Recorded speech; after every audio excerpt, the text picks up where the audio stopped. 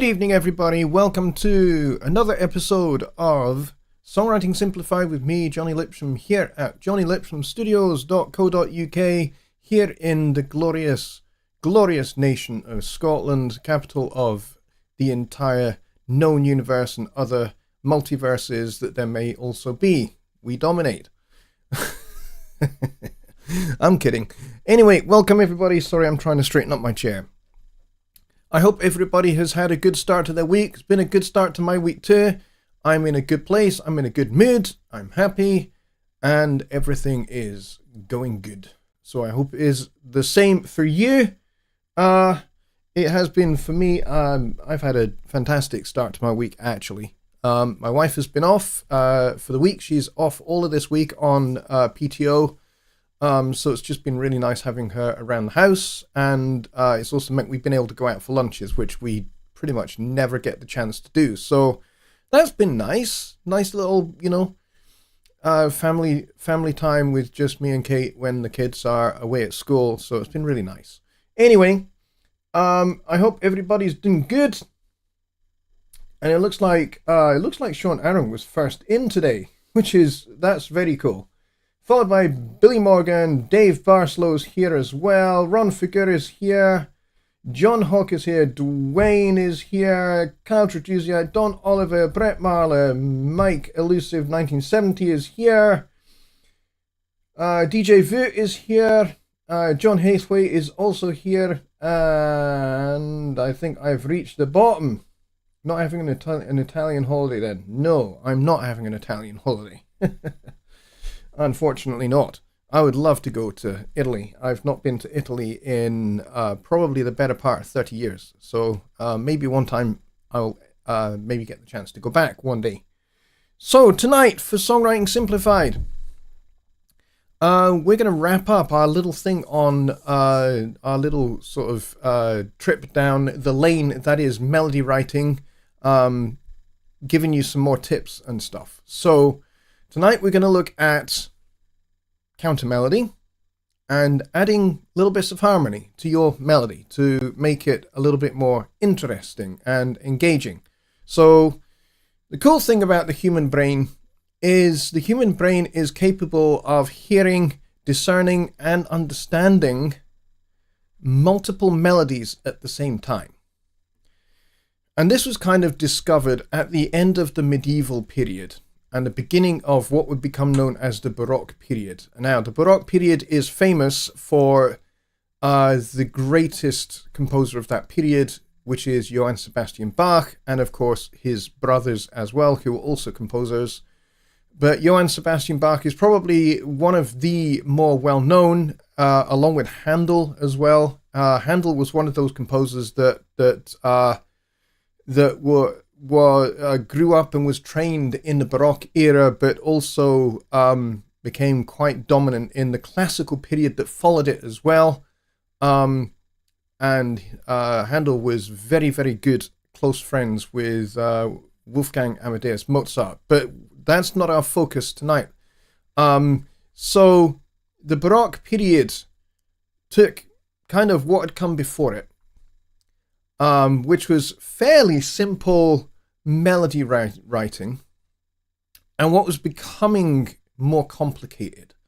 So what you had happening at the end of the medieval period was the idea of things called rounds, which you may have sung when you were a kid at kindergarten or infant school or primary school, whatever you call it, wherever you are in the world. But when you're very young, you may well have sung these where everybody sings the same melody, but they start the melody at a different point or at a different time. So you have like one person starts singing it, and then maybe 2 or 3 bars later, the next another person starts singing at the start, but 3 bars late, and then the next person, and so on and so forth. So you've got 5 or 6 people singing the same melody but delayed. And this creates different melodies happening all together at once, and you also get some harmony, whether intended or unintended. The sophisticated melody writers of the period wrote melodies in such a way that they knew that when somebody else was singing, when they were singing this in a round, that all the other parts would actually harmonize with themselves beautifully. So that takes a very, very special skill for melody writing, to be able to write the melody in such a way that it avoids certain intervals so that you don't get unpleasant clashes when the next person starts to sing that melody a little bit later, which can happen if that's not the way the melody is written. But in those particular cases, that was kind of what happened. So this developed something called counterpoint.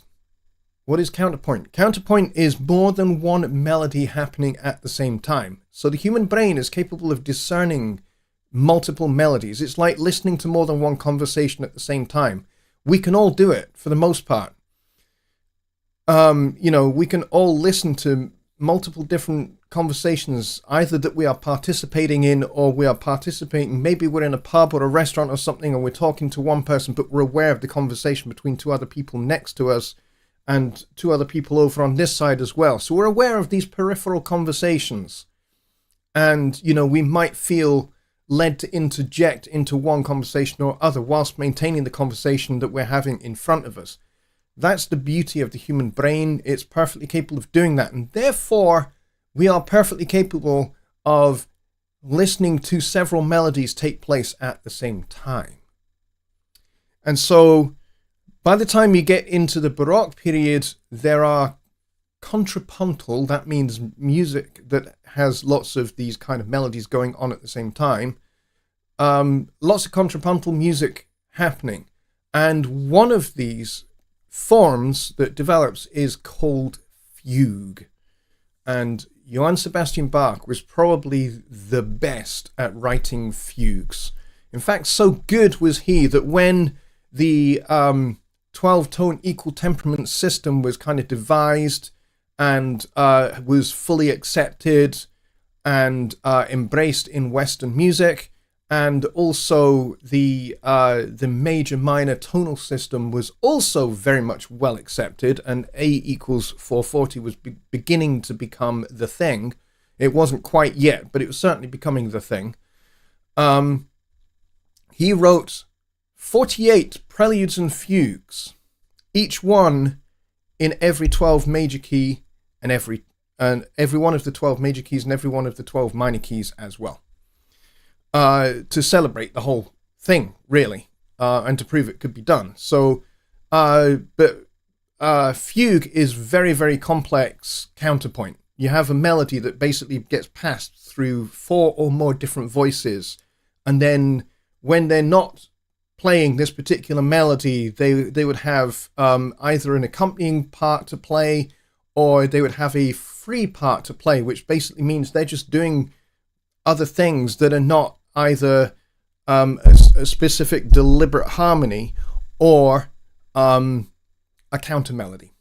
And so that's fugue. I could probably do a whole video series on fugue, but you'd all get very, very bored. So not going to do that, because most of you are just like, well, I'm into prog rock, or I'm into funk, or I'm into jazz, or I'm into thrash metal, or I'm into screamo. What on earth does this have to do with any of that?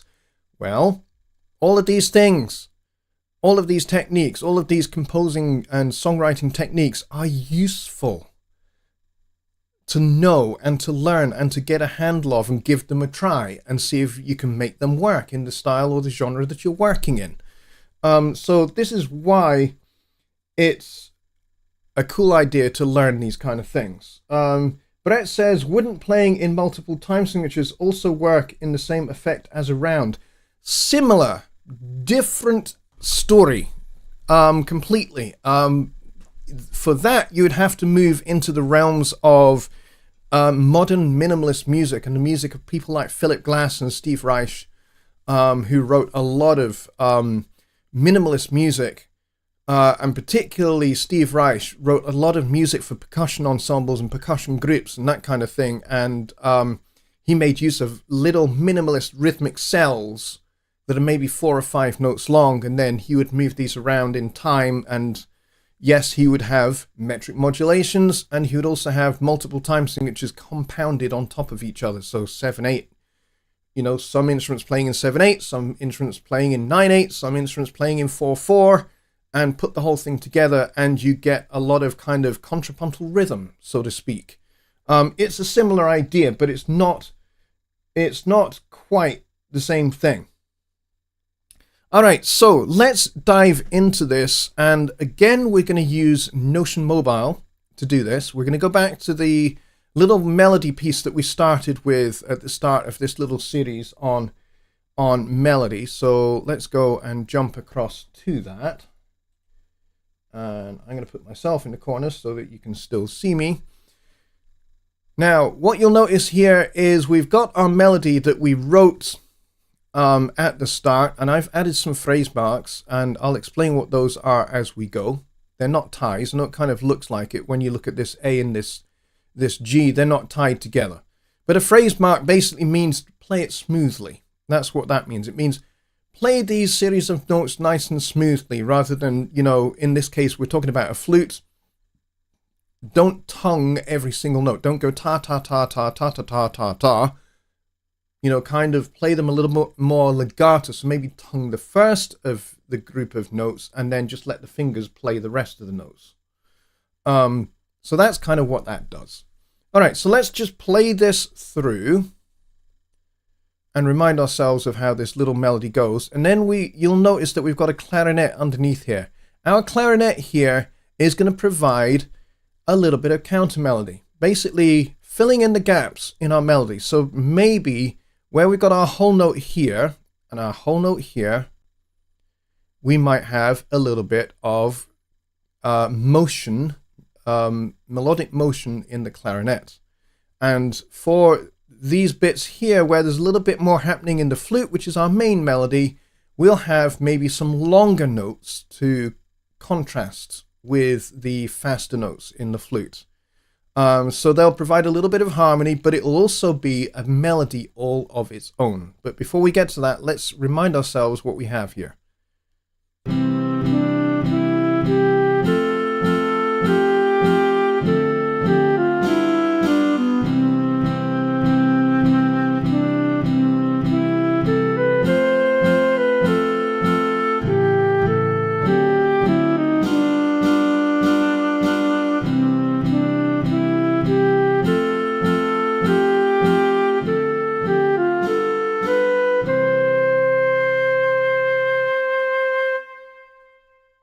Alright, so we've got ourselves our nice little melody here.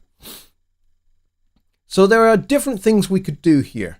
We could harmonize this first phrase here in the clarinet by basically having the same rhythm but with different notes underneath or above to make this you know, kind of a little bit harmonized. We could certainly go down that route, or we could just fill in the gaps here. So we've got this nice long note here. We could have a little filled out little piece of melody here. Maybe maybe here we could have an ascending phrase to contrast this descending phrase, and then have a long note here, and then maybe a couple of long notes here, a couple of long notes here, and then maybe an ascending phrase to contrast with a descending phrase rather to contrast with the ascending phrase here. This is me just kind of thinking off the top of my head, and then maybe long note here, long note, and then maybe we'll harmonize this last bit here. So I'm just going to chuck in some notes to fill in these sections, and then we'll leave these whole note sections blank for a minute, and we'll decide what we're going to do with that. All right? Yes, the guitar player is awesome. It's not me on the guitar. I don't play simple chords on the guitar. I play weird kind of Alan Holdsworth type guitar chords because I don't know how to play regular chords. I never learned. All right, so let's grab us some half notes.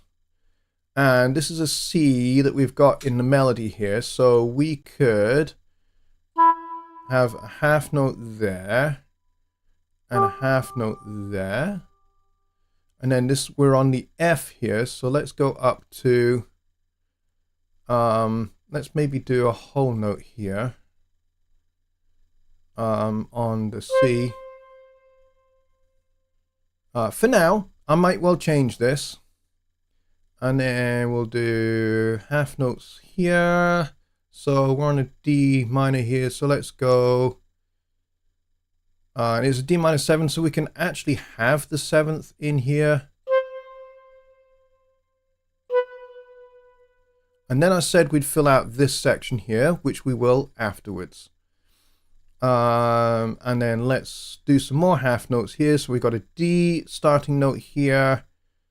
Let's go for a G above that. And then we'll go C above that. And then we'll go A. And then we'll go down to the F here, because that kind of harmonizes that line a little bit. And then this is an A major chord here. So what we might do is go for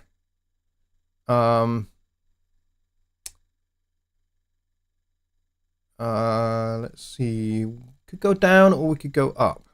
I think seeing as we're going down, let's go down to the 5th of the chord here, and then have a little ascending line here. So we make this one an F sharp. Nope, that's the wrong way. There we go. And then we'll fill out this gap here. And then what we'll do is we'll just repeat this bit here. So we'll go C, E, G. And then I'm going to stick with the whole note C for a second. And then, like I said, we're going to harmonize this line here. So I'm going to go, that's not what I meant to do. So I'm going to grab this note. There we go. And then I'm going to grab another quarter note. Come on, grab that quarter note.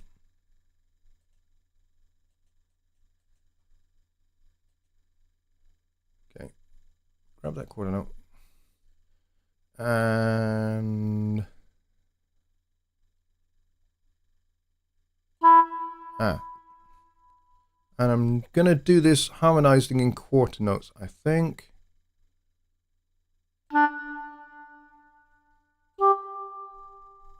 And then we want a whole note at the end.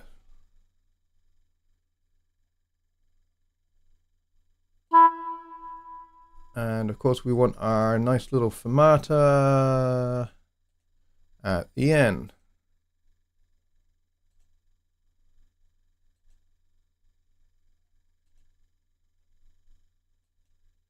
There we go.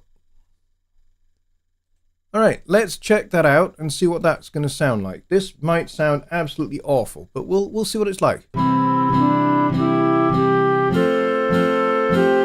right, the first thing I've noticed, I need to go into the mixer here and adjust the flute up. And there we go.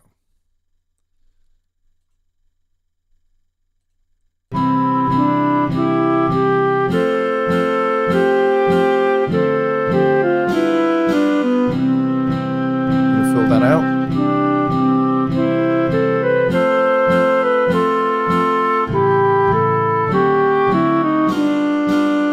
Now, this F sharp here doesn't really work because the melody is a G, so we might need to think about this note a little bit differently.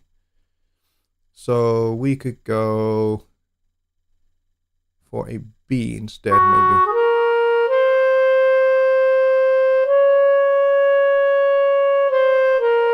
Come on.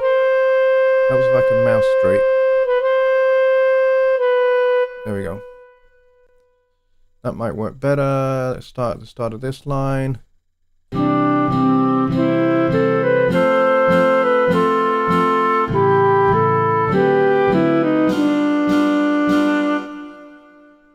And then we'll go to this line here.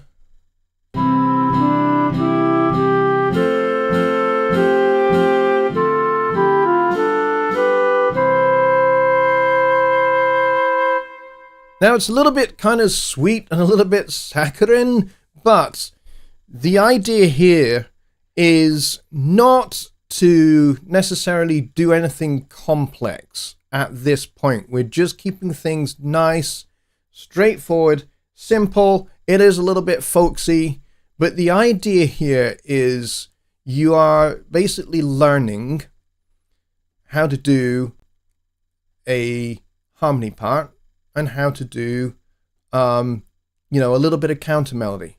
So this is kind of a little bit of a melody all on its own. It's not the most stunningly attractive sounding melody. It's a little bit boring at the moment. If I was the clarinet player, I think I would have fallen asleep before I got to the end of this line.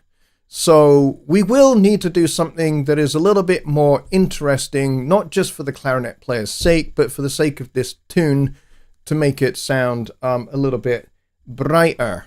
So we're going to fill out this little measure here with some eighth notes, because we want to give the clarinet player at least a little something to do. Now, we've used the pentatonic scale for this tune for the most part, for certainly the melody part. So I'm going to do the same here. I'm going to start with a C, and then I'm going to go down to an A, G.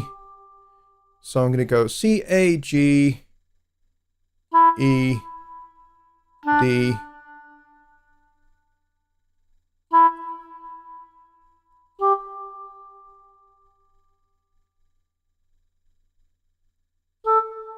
so we got ourselves a little descending and ascending phrase. I could have kept on going down, but I decided if I kept on going down, I was going to, kind of hit on the middle C, which is, the melody already has that. So that's why I decided to do that there. So let's play this first line. I said, let's play the first line.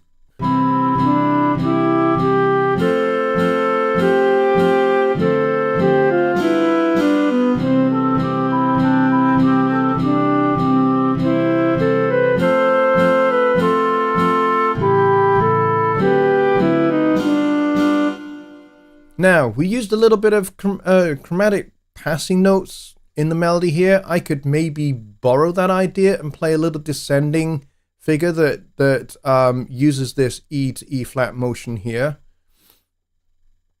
just because it might sound a little bit more interesting doing that. So let's do that.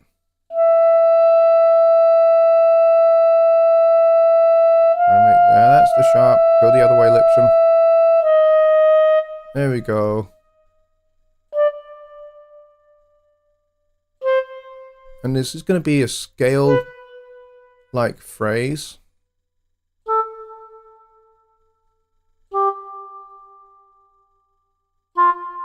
Which lands on an F because that leads us nicely to this E here. So we've got two lines filled out. So let's play it from the top.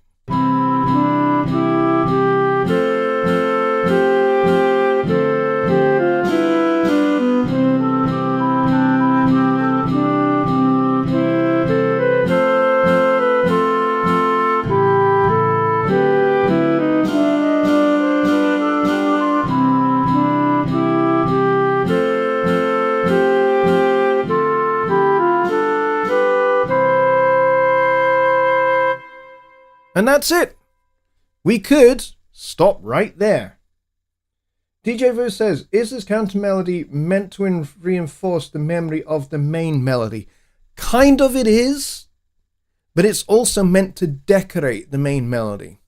You know how, when you bake a cake and the cake has all its constituent parts, it has the filling in the middle, it has the two layers, then it has the filling in the middle, then it has the icing on the top, and then maybe you sprinkle a little bit of sugary dust on the top, and maybe you put some chocolate filings or something like that on the top as well. Maybe you put some little sprinkles and sparkles and things like that on the top. And then you put, if it's a birthday cake, you put the candles on the top, and maybe the numbers that denote the age of the person who you're celebrating. If, they're a child, or if they're a much older adult, maybe you don't put the numbers on there because you don't want to remind them of how old they are, perhaps. So this would be kind of like the decoration on the top of the cake. So the main melody here is kind of like the substance of the cake. And then the counter melody bit here is kind of like to decorate, which is why we echoed this little chromatic passing phrase here, which it does reinforce the fact that we've got a little chromatic passing phrase here where we've got this E flat, D. And it's the only time we have that little chromatic passing phrase here. So we're echoing it in the clarinet because maybe our clarinet player has basically gone, oh, I like that little piece of chromatic, that little chromatic enclosure. I'm going to do the same thing, but I'm going to extend your idea. So that's kind of how that works. So this is a really simple example of what you can do. So we've got little harmony notes. Now, we could put in some passing notes here, but you don't really necessarily have to. Maybe when you get to this whole note here, because you've got two half notes in the melody, you could turn this into a 3-beat note, which is a dotted half note, and then do two little eighth notes ascending into this C here. We could try that. So let's say we get a dotted and we make that into a, and then we go and stick in a couple of these. Now we're going to go up into the B. So we're going to go into the C rather. So I want to go like that. And so that's, that's kind of a little piece of just making the line a little bit more interesting. So let's see what that's like.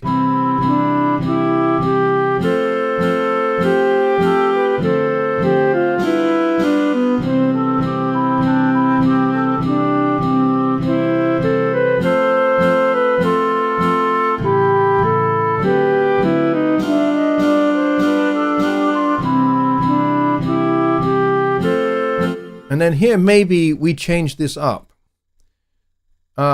Maybe we decorate this little bit here. I'm just kind of thinking off the top of my head here. So maybe we turn this into a dotted quarter note, and we do a little descending phrase.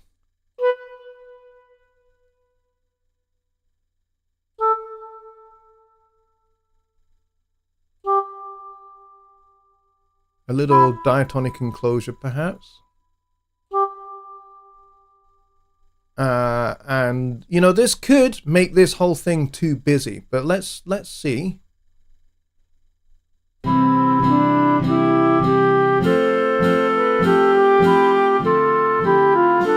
And as it kind of turns out, you don't really hear it very well because these notes are all a little bit too close to this G here. So we could change these pitches around a little bit. I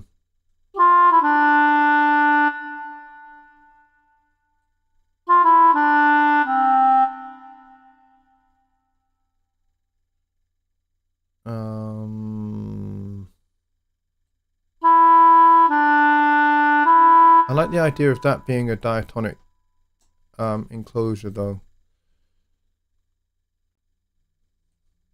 Don't like that big leap, so let's make that a simpler, a closer interval.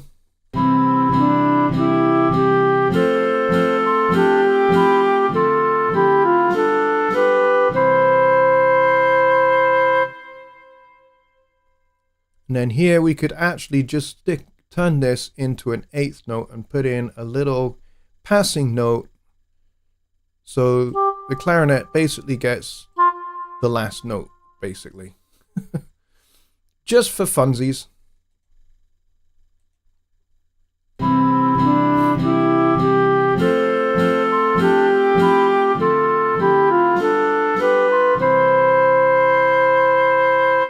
So now the clarinet player has much more to say and much more to do in this piece. And basically the clarinet player is doing what we would call, or playing what we might call, I mean, it's a counter melody, but you could also call this an obbligato. What's an obbligato? Because, that sounds like it's an Italian word. It is an Italian word. And basically, an obbligato means to accompany.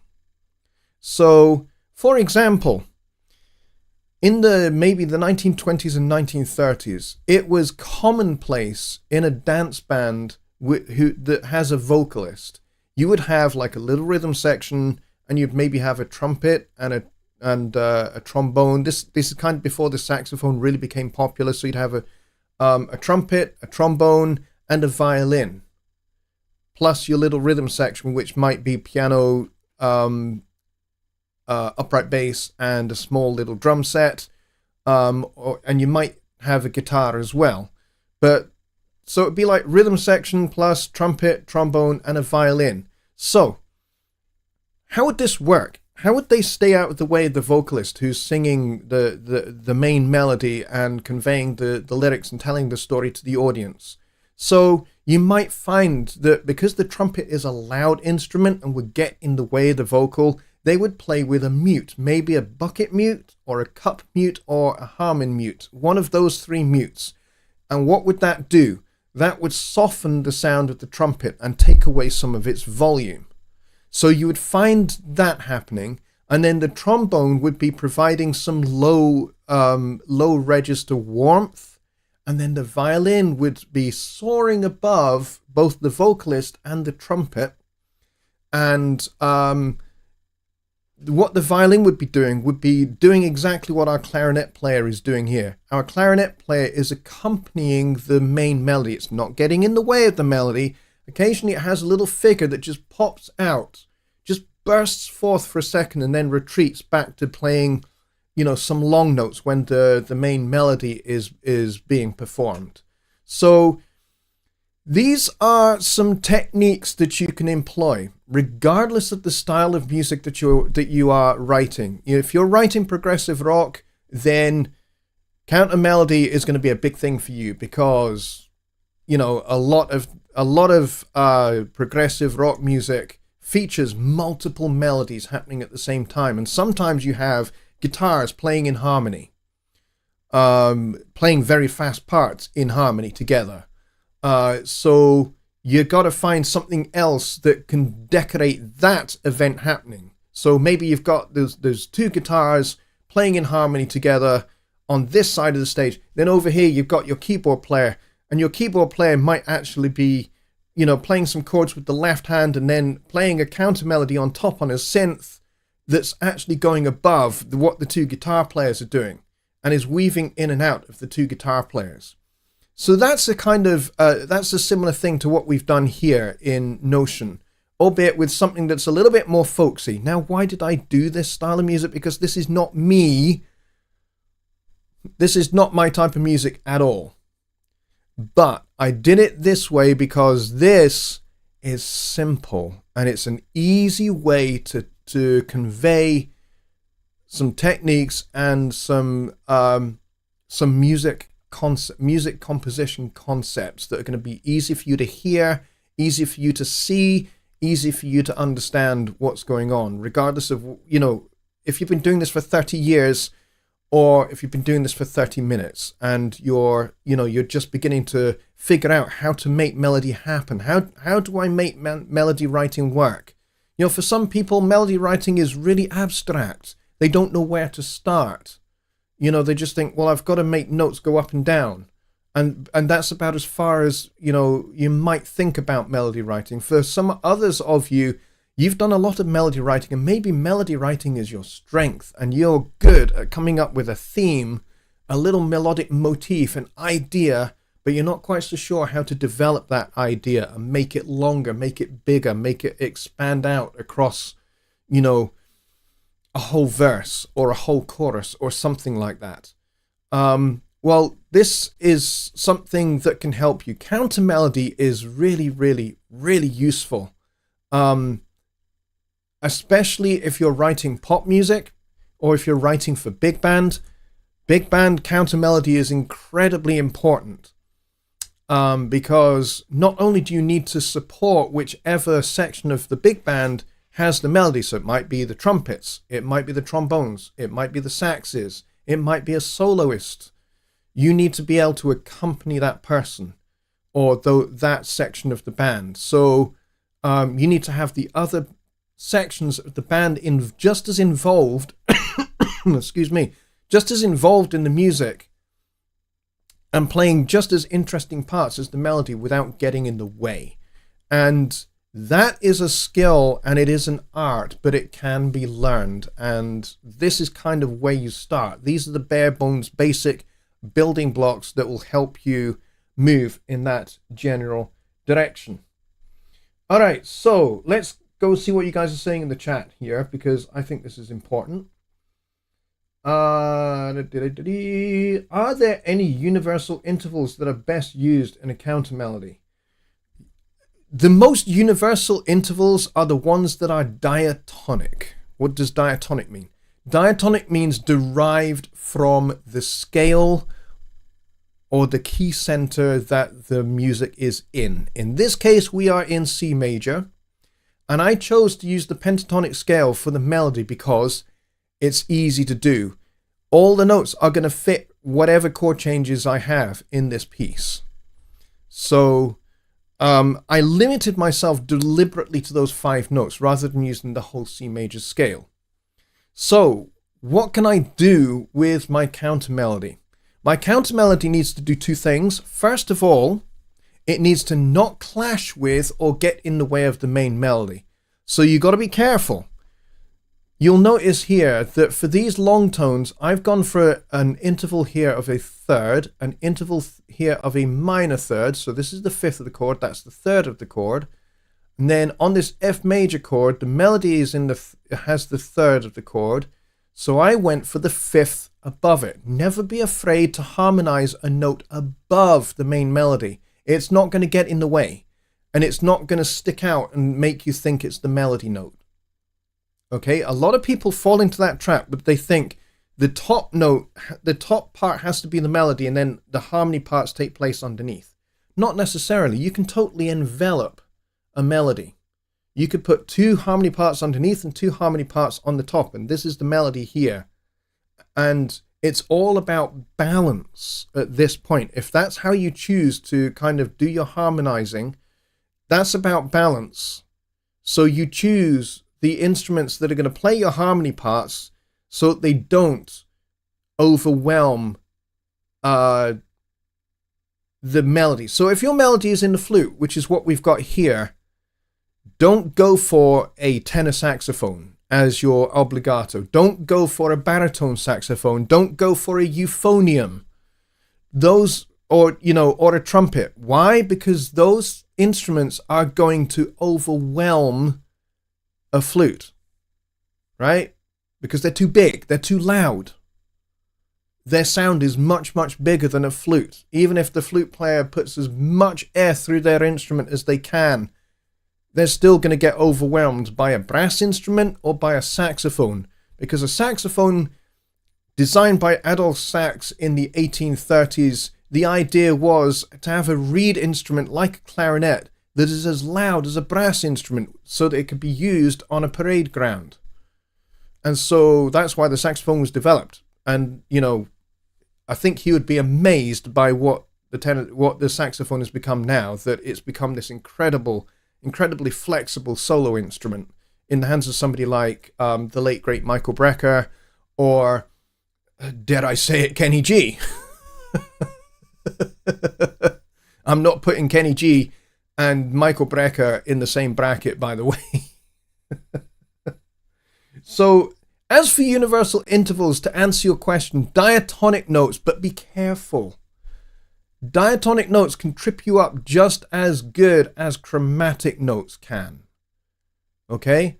So, and we did that earlier, if you recall. I actually ended up having to change my melody because I was going to clash with this G. See this A and this G? This technically is a clashing interval here. And so what I did was I delayed this A so it appears on beat 4. It doesn't get in the way of the G. Right? A and G are right next to each other. Or in this case. Okay? So we want to avoid that. That's what we would call a major second interval clash, okay? Sometimes you might want that as a deliberate thing, but then resolve it like that, or just move it away. You can do that. But try and avoid those kind of clashes unless that's your deliberate intent, that maybe the lyric of your song suggests that you should have that kind of a clash. Then do it. But otherwise, try and avoid it if you can. Or if you are going to do it, resolve it as quickly as you can. Okay? So, diatonic notes work really well. So, we are in the key of C here. So, let's just see where we are. We're on the chord of F major in that second measure. So, you can take any note of the C major scale. So what I've gone for there is I've gone for, that's what I've done. I've gone,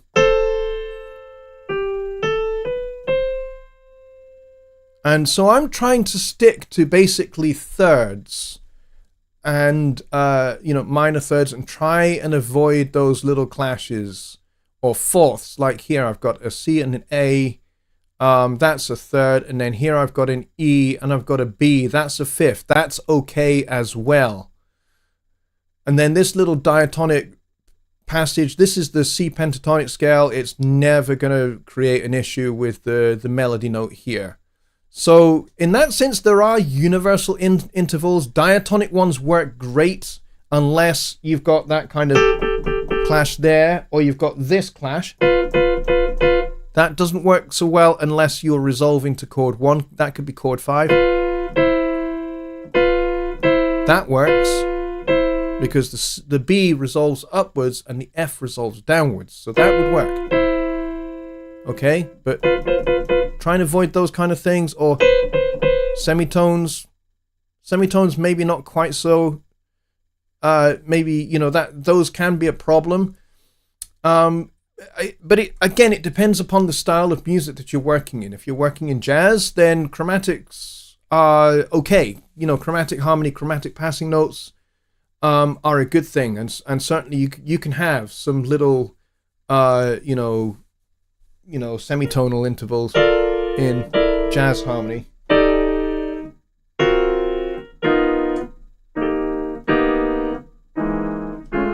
You can have all of that stuff.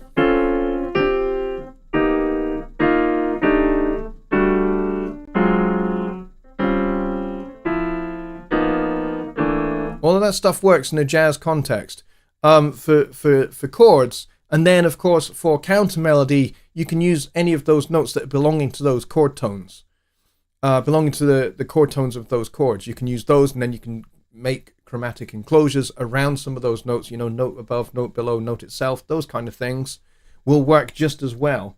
But yeah, universal intervals is maybe not what you mean. I think what you mean is, are there intervals that are always going to work? And yes, chord tones. Chord tones are always going to work. So in the example that we have here, in this bar here, on this D minor G7, we've got chord tones here. We've got a C, which is the 7th, and then here we've got the 3rd, and we've got this note here, which is the 13th of the chord, which then moves down diatonically. So this little 13th dissonance gets resolved down to the 5th here, and then the 3rd of the chord, and then that resolves up to the C, which is the tonic of C major. So we're good. So yes, chord tones are always going to work, and then you can do passing notes diatonically or chromatically between those chord tones. Those will always work. Elusive 1970 says, what's the next step for deeper dive into melody writing? Suggestions for books. Peter Brooks says, are we still live? As far as I'm aware, we are still live. OBS is saying that we are, so we should be.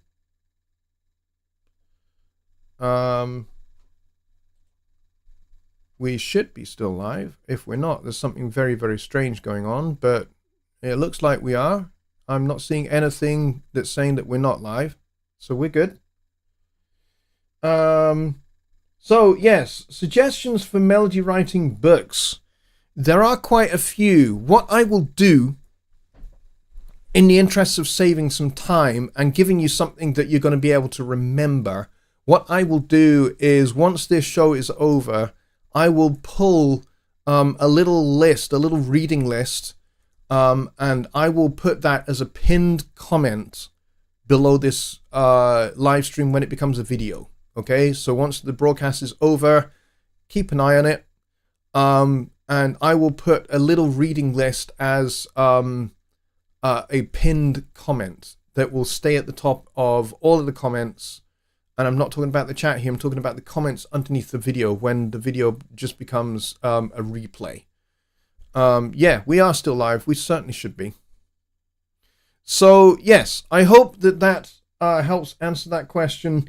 I will get a little reading list so that you've got something that will take you forward into, more interesting, like if you want to dive much more deeply into, counter melodies and fugue and that kind of thing, or other counterpoint, other contrapuntal forms, then by all means have at it. And by the way, fugue and things like that, don't just think that those are reserved for Baroque music, in what we would call broadly the genre of classical music. You can use that in progressive rock. You can use Baroque techniques in progressive rock. You can use it in jazz. You can use it in funk. You can use it in fusion. You can use it in samba. You can use it in other Brazilian styles of music. You can use it in songo. You can use it in merengue. There's all sorts of styles of music where you can make use of contrapuntal techniques such as fugue and things like that. Okay, so don't just think that there's classical music and then there's much more fun, pop, rock, jazz and all of that stuff over here. And, nothing from the classical genre can be brought over into your favorite style of music. Of course it can. Of course it can. Melody is melody, regardless of the style of music that you work in. Whether you work in, East Indian music, or whether you work in Polynesian or Javanese music, if that's your thing, melody is melody. You can still make use of counterpoint and, obligatos and second melody lines, third melody lines, and, all kinds of harmony and things like that.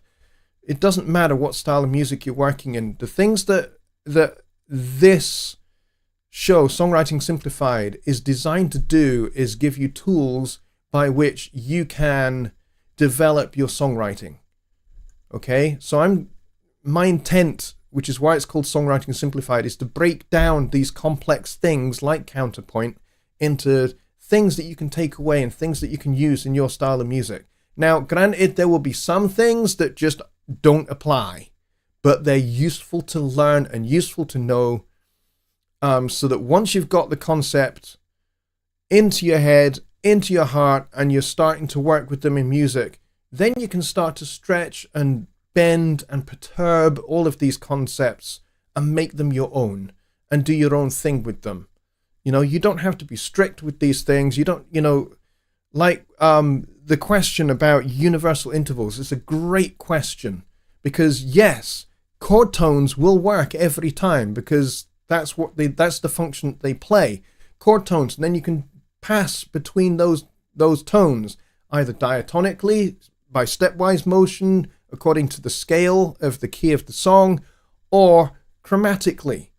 And that, those little techniques on their own basically means that those things write themselves. You're just going, I'm going to pass between those two notes. I'm going from a D to an E. Great, I can use the E flat. And do a little chromatic thing there. Or you can just go diatonically and go, well, my target's an E, I'm going to go D, F, E. It's a little passing note above, and then the target note is in the middle. It's an uncommon way to do it, but it certainly is an approach that will work. So you can do any of those things, and then you can start to break the rules. And, you know, the ultimate thing here, and this kind of underpins everything that I do, regardless of the style of music that I'm working in. And that is, if it sounds right, it is right. Whether it follows a musicological concept correctly or not. I mean, that's how new styles of music get born.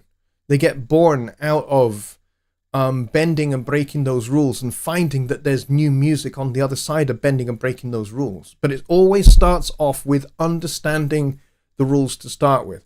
You know, that's how bebop developed out of swing. You know, Charlie Parker, Dizzy Gillespie, Miles Davis, they all were playing in show bands and in swing bands. So they understood the rules. That was their day job. That was their professional gig. And then in the after hours jam sessions, that's when they started bending and breaking the rules. And when they were doing that, they found a new style of music. And then they started working exclusively on this new style of music called bebop. And that became the new thing. And then out of that, Miles Davis started exploring modal music, which, you know, the modes go back to the 1500s. And he brought those modal concepts from the 1500s, kicking and screaming, into the 20th century and made something very, very cool out of them. And that became known as cool jazz. So this is how new music gets born. Taking something, understanding it, understanding how it works, and then making something new out of it. So my intent here with Songwriting Simplified is to give you the tools so that you know how things work and how they're supposed to work, so that you can work with those, learn to be able to put melodies together in a way that they are supposed to work, and then you can start to do your own thing with it and start to bend and break those rules and make something unique that, you know, maybe nobody else has ever done before. So I hope that this little foray into melody writing has been helpful. If you want to learn more about melody writing and you want me to do some more shows specifically on melody writing and maybe take this a little bit further and maybe make this a little bit more advanced, if you would like that, let me know. You can either go to the web address at the bottom here and you can email me via the contact form and just let me know, or you can say so in the chat, or even better, make a comment after the show is done. All right, because once this becomes a replay, you can add your own comments. And so if you would like to take this to the next step and you would like me to do some shows taking it to the next step, away from kind of what we've got so far that's a little bit kind of folksy and a little bit kind of cheesy, and take it into something a little bit more adventurous, then just say so. Let me know, and I'll carry on with that. But it would be nice if we could move on to looking at a little bit more harmony, and then I want to get into rhythm, because rhythm is very, very cool, and you can do some very, very cool things with rhythm. One of the things we can't really do in Studio One or in Notion is multiple time signatures at the same time. That's something we cannot currently do. I would love compound time signatures to be done, and I don't mean 6/8, 12/8, 9/8. Those are compound time signatures. I mean 7/8 and 4/4 at the same time. That's something we cannot do yet. You can do it by performing it into Studio One, but you've got to have one time signature or the other as your base rate. You can't like have two time signatures concurrently at the same time. Hopefully, maybe in the future that will come. Who knows? I certainly don't at this point know, and even if I did know, I couldn't tell you anyway. But suffice it to say, I want to go and do some cool things with rhythm, and we'll look at maybe doing some minimalism and making little rhythmic and melodic cells that you can then shift around in time to make some cross rhythms and things like that. So maybe we can get into some stuff like that, because if you're into progressive rock, minimalism is going to rock. It's going to be great for you. And if you're into jazz, minimalism can work there too as well. And, you know, you can find other ways in which you can make little minimalist ideas work. All right, so we are at the end of the show. I do believe there is a Studio One meetup at some point this evening. I need to check exactly when that is. That is in approximately 1 hour's time, and it is Dave Barcelow's meetup over in Massachusetts. If you want to go, then please go and check my.personas.com/home, and you can check the upcoming events there if you're a member of Studio One Plus, or you can check events on the personas.com website. That's easy enough to do. It's under Learn. So if we just come over to personas.com for just a second, for those of you that are not members of Studio One Plus, I can show you this. So this is personas.com, and then you just go to Learn, and then you go to Studio One Meetups. If I click on this guy here, it will show you what is coming up. So we've got Massachusetts, and you can click on this link here, and it says 9 p.m. to 10:30 p.m. Eastern time there. So if you're in that time zone, that will work for you. For me, that is going to be in 1 hour's time at 1 a.m. So if you're in Central Europe, that's going to be 2 a.m. for you. But yeah, so that's tonight, and then the next one is on the 15th for the Hispanoamerica Mexico meetup, and that, by the way, is all done in Spanish. So if Spanish is your language, you can get along to there. That one, by the way, is really good. The Hispanoamerica meetup is brilliant, really, really good. I speak enough Spanish to be able to hold my own. I've been there a couple of times. And then Jonny Gibe has his meetup, which is 8 p.m. to 10 p.m. Central Time, and that's on March 16th. And then we have Brazil, which is all in Portuguese, although they have done little bits in English as well. And then we have Ohio, and we have Louisiana. And finally, March 29th, we have the UK, which is the one that I host. And that is at 8 p.m. British summertime. Yes, British summertime. So that is 6 hours ahead of the central time zone. Okay, so there you go. That's all the meetups coming up, folks. So until then, folks, I'm going to bid you all a very fond farewell. Thank you very much, everybody, for coming and for your great questions. And as I said, I will put a little reading list in a pinned comment below this once this has become a video. I will do that tomorrow. So keep an eye out. Check back on the replay, and you'll see that as a pinned comment. There's a bunch of good books which I'm going to recommend. It depends what level you want to go at. Okay, I'll put some beginner and some intermediate and some advanced books in that list. Okay, so until then, folks.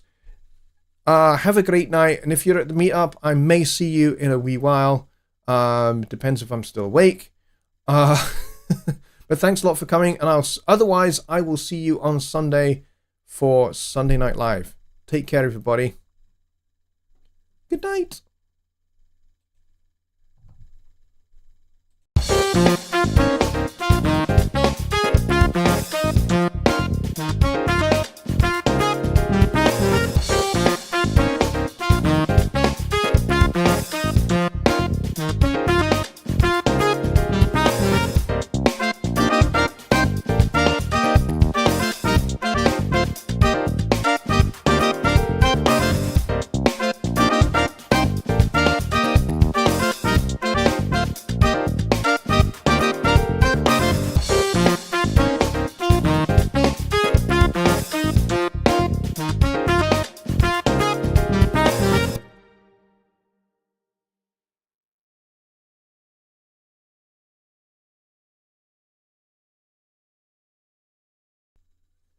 Good night, Paul.